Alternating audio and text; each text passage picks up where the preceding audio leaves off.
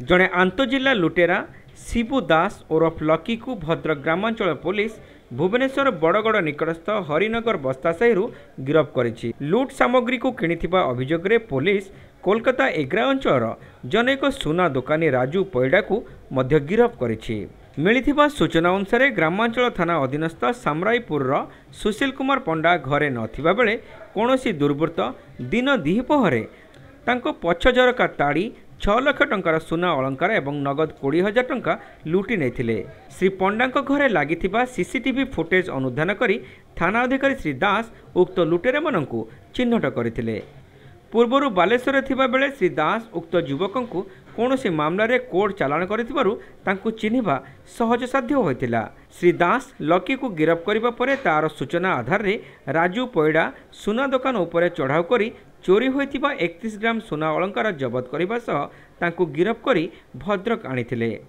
Lucky नाम पूर्वर मयूरभंज बालेश्वर और भद्रक जिलार विभिन्न थाना 18 गोटी मामला थिबा श्री दास सूचना देथिले। गत 26/7/2018 तारीख दिन बेला सामराईपुर सुशील कुमार पंडा घरे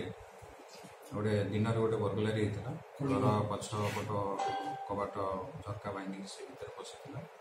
पशिक चोरी करते पाखापाखि 6 लाख टंकार सुना गहना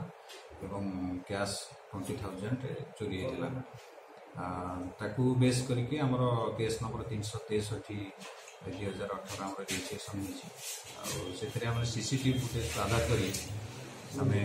सी जी आक्यूज से इनवल्व अच्छा पाखे पहुँचू और सी पिला जी भी इनवल्वमेंट थिला लकी एलियास शिबू दास तार बालेश्वर मयूरभंज एवं भद्रक ये 3टी जिले तार पाखापाखि 18टी केस बर्तमान सुधा अच्छी रिसेंट सब केस आम केस अरेस्ट कराई भुवनेश्वर तार निज जो घर अच्छी अरेस्ट करागला सी कन्फेस कला जे सी वेस्ट बेंगल एग्रा थाना एरिया गोटे ज्वेलरी सप्रे से पैसा से सुना गहना को नहीं डिस्पोजल सान बिकी आम से गलु और से जो जी से सुना गहना दुकानी रिसीव करता से रिसीवर को अरेस्ट हो